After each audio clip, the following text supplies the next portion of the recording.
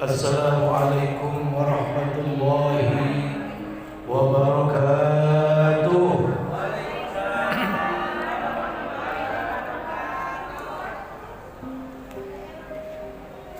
Para ayah bunda, sebelum saya tausiah, saya minta semuanya untuk berdiri.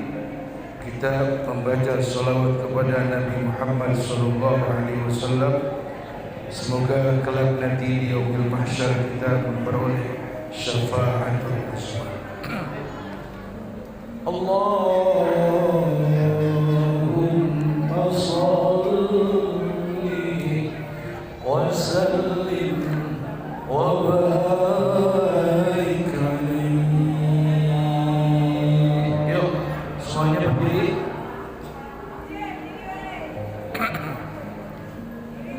Ya Nabi salam alaika,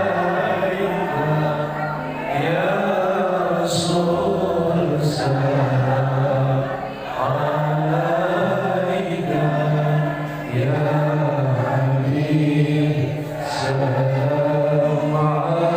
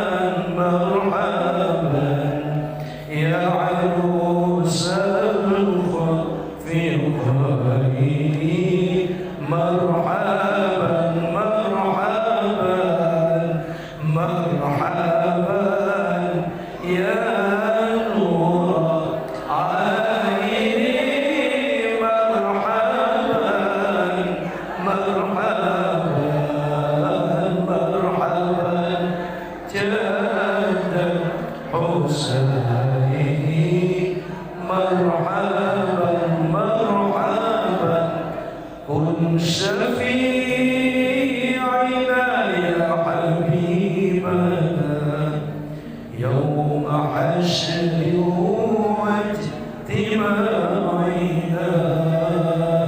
صلى الله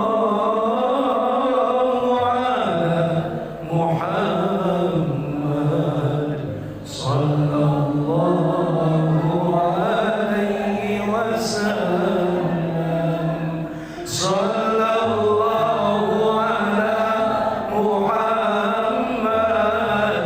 مرحبا صلى الله عليه وسلم مرحبا صلى الله على محمد مرحبا صلى الله عليه وسلم مرحبا. Silakan duduk kembali, terima kasih.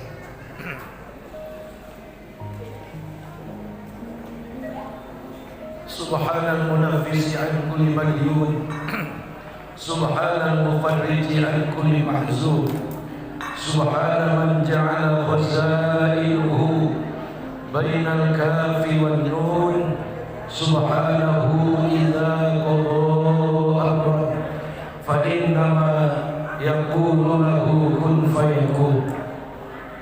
Allahumma salli ala sayyidina wa habibina wa syafi'ina wa maulana Muhammadin sautin sallallahu. Saya ulangi, Allahumma salli wa sallim wa barik ala sayyidina wa habibina wa syafi'ina wa maulana Muhammadin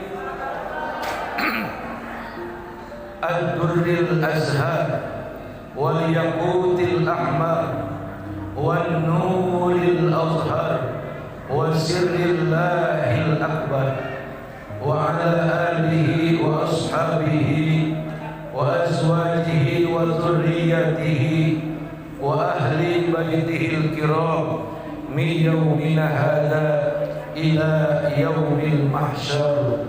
Amma ba'd. Pertama yang saya muliakan dan sama-sama kita hormati dan kita cintai Ketua Eksis is the best yang terhormat Bapak Haji Andri beserta jajaran pengurus Eksis is the best. Kita doakan bersama semoga Ketua dan jajaran pengurus beserta anggota Eksis dan kita semua yang hadir selalu diberikan sehat walafiat, panjang umur, amin. Banyak duit, dimudahkan dan dilancarkan segala urusan ibadah kita, amin. Urusan silaturahmi kita, amin. Urusan pekerjaan kita, perdagangan kita, dan urusan ekonomi kita dilancarkan, dimudahkan oleh Allah Subhanahu wa taala, amin ya rabbal alamin. Kemudian yang saya hormati Ayah Uj atau Pak Haji Junaidi yang baru berusia 17 tahun. Kita doakan mudah-mudahan selama-lamanya awet muda. Dan mudah-mudahan beliau senantiasa diberikan keberkahan pada usianya, diberikan keberkahan pada rezekinya dan rumah tangganya. Sebagai orang yang dipercayakan untuk menjadi pemimpin para janda-janda, termasuk janda sengketa. Kemudian yang saya hormati Bunda Maya, sahibatul wasilah yang mengundang saya. Mudah-mudahan Bunda Maya yang mau berangkat umroh biar ditakdirkan jadi oleh Allah, amin. Dan diberikan kesehatan serta kekuatan, dan dari mulai sekarang diberikan rajin ibadah dan rajin zikir, amin ya rabbal alamin. Kemudian yang saya hormati Kori kita Pak Ustadz Ridwan, ya namanya udah ganti, namanya Pak Ustadz Mulyadi.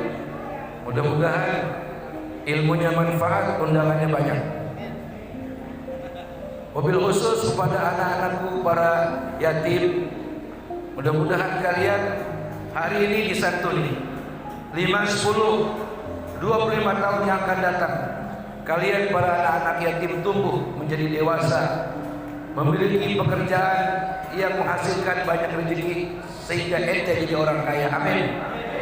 Kedepan ente para yatim jangan lupa pesan mamanya tuh, Tom, dulu lu disantunin sama orang-orang, lu sekarang udah kerja, santuni teman-teman lu yang sekarang pada yatim. Insya mudah-mudahan rezeki yang disedekahkan untuk para yatim bagi ibu semua, rezekinya dilipat gandakan oleh Allah. Bukan lagi 15%, tapi 1500%, bahkan 100%, 100.000% oleh Allah Subhanahu. Masalul ladzina yunfiquna amwalahum fi sabilillah kamathali habbatin ambatat sab'a sanabila fi kulli sumbulatin mi'atu habbah wallahu yudha'ifu liman yasha.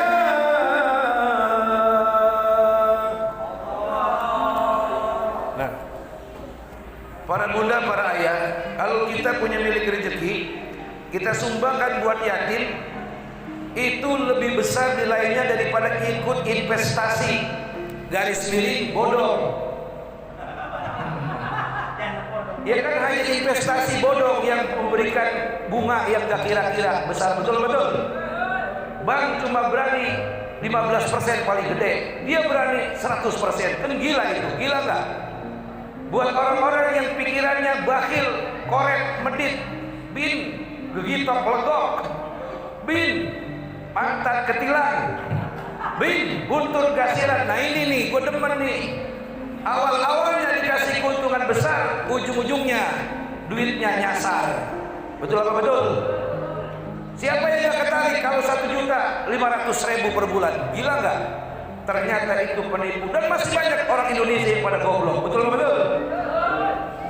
Investasi yang paling aman agar ibu jadi orang kaya selamanya, hartanya bisa diwariskan 7 turunan. Nih banknya nih, anak-anak yatim banknya tuh.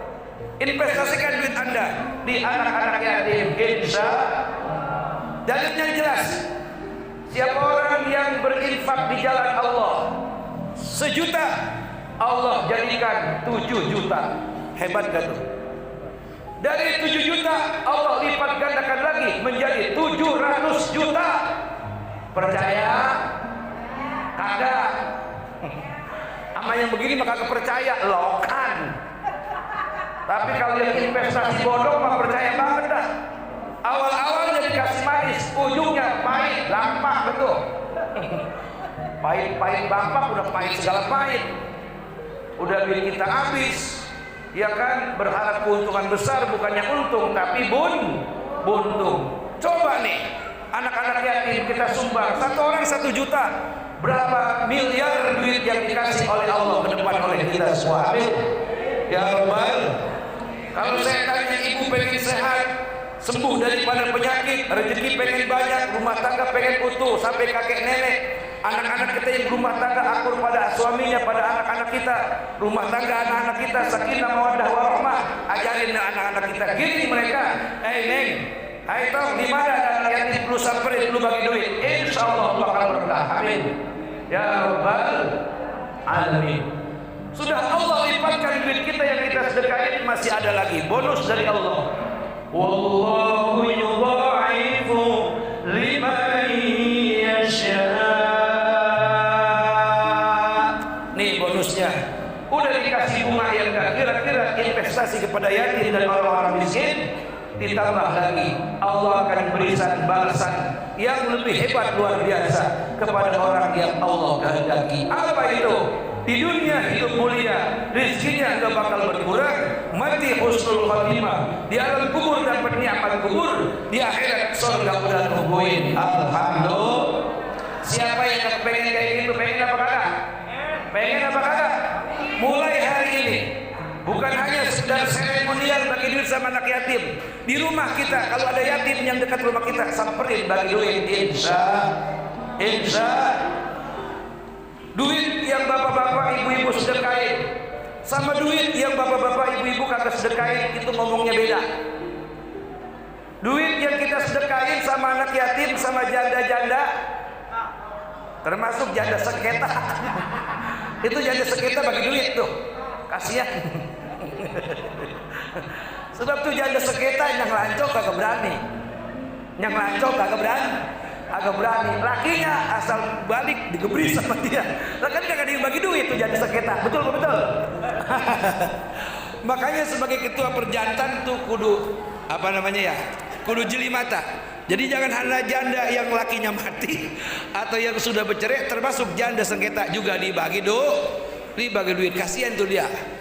Nah, jadi itu duit yang bapak-bapak ibu-ibu keluarin, ibu-ibu sedekahin, ngomong begini, wahai ibu, wahai bapak, sebelum engkau menyedekahkan aku kepada yatim, kepada orang-orang miskin, tadinya engkau yang menjaga diriku dari kemalingan, dari penipuan, dari investasi bodong. Nih kata duit nih, sesudah aku engkau sedekahkan kepada yatim, kepada orang-orang miskin, termasuk kepada janda sengketa, kata duit, hari ini dan seterusnya aku yang menjaga keselamatan ibu, aku yang menjaga mobil ibu, aku yang menjaga motor-motor bapak-bapak ibu-ibu, aku yang menjaga usaha bapak-bapak ibu-ibu dari kejahatan orang-orang zalim, dan aku yang menjaga keluargamu dari dunia sampai akhirat.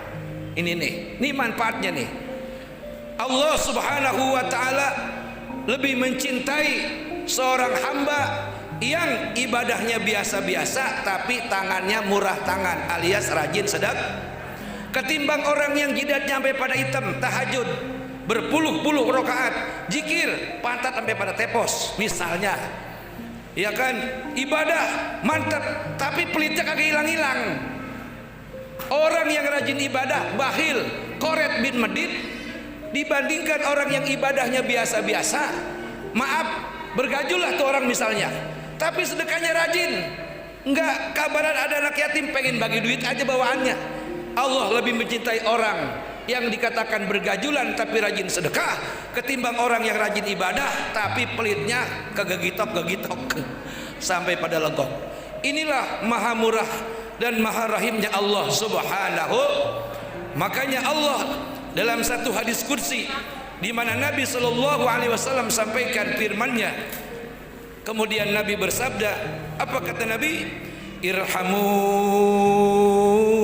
man fil ardi yarhamkum man fis sama.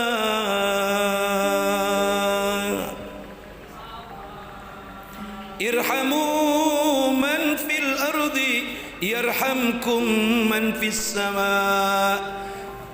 Sayangilah oleh kalian makhluk-makhluk yang ada di bumi, khususnya anak-anak yatim dan orang-orang miskin. Bapak ibu bisa kaya karena doanya anak-anak yatim dan orang-orang miskin, betul nggak? Orang nggak disebut kaya kalau nggak ada orang miskin, betul apa betul? Betul apa betul? Kalau nggak ada orang miskin, apa ada orang kaya, betul nggak? Justru adanya orang kaya sebab adanya orang miskin.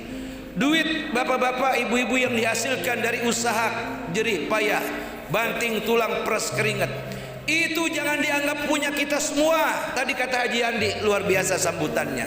Bukan lagi hari ini menyantuni anak-anak yatim, tapi mengembalikan hak-haknya daripada anak-anak yatim. Bisa jadi penyakit kagak sembuh-sembuh, berobat udah kemana-mana.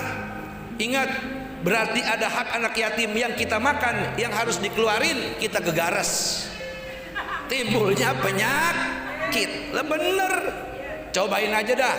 Ibu penyakitnya berobat kemana-mana kagak mau sembuh, sedekah sama anak yatim. Sedekah, yakin dapat 2-3 bulan insya Allah meninggal. Ya kalau udah parah, tapi meninggalnya husnul khotimah. Lah kalau udah parah, udah koma, masa mau hidup baik? dia sembuh, itu adalah keberkahan dari sedekah yang dia keluarin atas rezeki yang dikasih Allah Subhanahu. Ibumu percaya apa ibumu kagak, omongan saya terserah. Silakan kalau menjadi orang pelit, rasain aja dah jadi orang pelit. Orang pelit adalah orang yang paling pertama jadi musuh Allah Subhanahu. Hati-hati nih. Di sini ada nggak orang pelit? Halo? Di sini ada nggak orang pelit? Orang pelit jangan ada di sini. Di sini tempatnya orang-orang dermawan. Orang pelit menjadi musuh pertama daripada Allah Subhanahu. Kata Allah, al-bakhilu aduwullah. Orang pelit musuhnya Allah, musuhnya Rasulullah, musuhnya malaikat, musuhnya ulama, musuh ustad, musuh kiai. Ustad kalau diundang orang pelit kagak bakal datang. Betul apa betul? Orang pelit undang ustad ceramah ke gobios keringet, rokok kagak dapat, kopi kagak dapat. Ini mah orang dermawan ini mah. Ceramah sejam diamplopin pegoh. Kita cekek tuh orang pelit kayak gitu tuh. Kori diundang sama orang pelit kagak bakal datang, betul betul. Orang pelit kalau selamatan kagak ada yang datang. Orang pelit mau sedekah apa? Orang buat gegar saja dia sayang. Untuk pribadinya aja sayang, boro-boro mau ngasih orang, betul betul. Makanya Allah sangat murka kepada orang-orang yang bakhil, garis miring, rajin ibadah. Walaupun rajin ibadah, kalau dia bakhil, dimurkai Allah, dimurkai Rasulullah, dikutuk oleh para malaikat. Na'udzubillahi min zalik. Tapi beda buat ibu-ibu yang pada rajin sedekah, rajin berbagi, punya milik rezeki, selalu ingat sama janda. Kayak ayah Ujek tuh, ingat mulu sama janda, ingat mulu sama anak yatim, ingat mulu sama fakir miskin. Bukan hanya sekedar ingat, dia datangin tuh rumah anak-anak yatim, dia datangin tuh rumah orang-orang miskin, dia bagi rezeki semampu dia. Kayak apa pahalanya? Satu langkah akan menggugurkan dosa, berpuluh-puluh langkah akan mengantarkan dia masuk ke dalam surganya Allah Subhanahu. Orang yang rajin berbagi kepada yatim, hidupnya tidak akan susah, hidupnya tidak akan merana, senantiasa dalam permintaan ampun daripada para malaikat. Amin ya rabbal